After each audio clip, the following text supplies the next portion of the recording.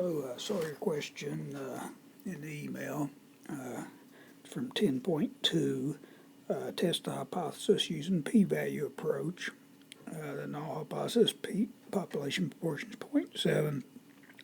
Alternative population proportion is less than 0.7, so it's a left-tailed test. Sample size 150, 95 had the characteristic, and alpha is 0.01.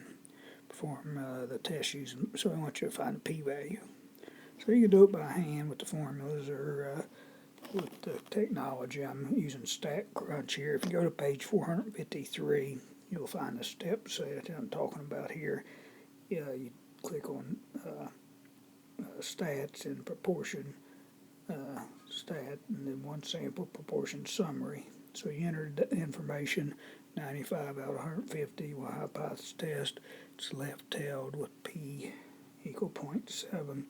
And you click on compute and it'll give you the p-value and other information. Hope it helps.